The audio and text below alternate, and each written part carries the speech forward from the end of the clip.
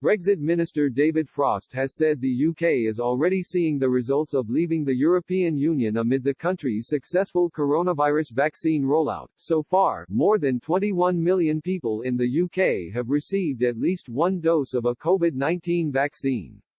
It is the biggest inoculation program in British history. However, countries in the EU have faced mounting pressure over their comparatively slower jab rollout. Lord Frost has said Britain's decision to exit from the EU's coronavirus vaccine scheme, and instead order its own supplies, was an example of the benefits of Brexit.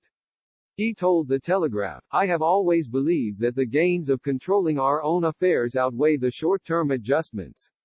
That is what Britain has chosen. And we are already seeing the results of that choice. Opting out of EU vaccine procurement has had extraordinary results. It will enable us soon, I hope, to cast off all the shackles of lockdown and to return to the full freedom and normal life which a free people have every right to expect." Last month, Reuters reported that the French ambassador to the EU Philippe Leglis-Costa called the bloc's vaccine rollout a catastrophe. But Britain is racing ahead with its rollout after approving its first COVID vaccine on December 2, 3 weeks before the EU. Britain has administered the most vaccines overall compared to other countries in Europe. Lord Frost also told the paper that Brexit will allow Britain to take on a bigger role on the world's stage. He said, "In recent years it was too often claimed that Britain was no longer interested in playing a major international role. I never believed that. The British people are internationalist and want to make a difference in the world."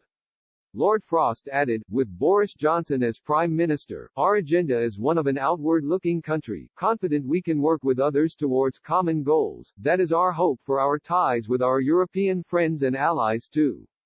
I hope they will shake off any remaining ill will towards us for leaving, and instead build a friendly relationship between sovereign equals. That is what I will be working towards, acting constructively when we can, standing up for our interests when we must, as a sovereign country in full control of our own destiny." Last week, Prime Minister Boris Johnson angered Brussels when he unilaterally chose to give supermarkets and suppliers more time to adapt to post-Brexit trade arrangements with Northern Ireland by extending the grace period to October.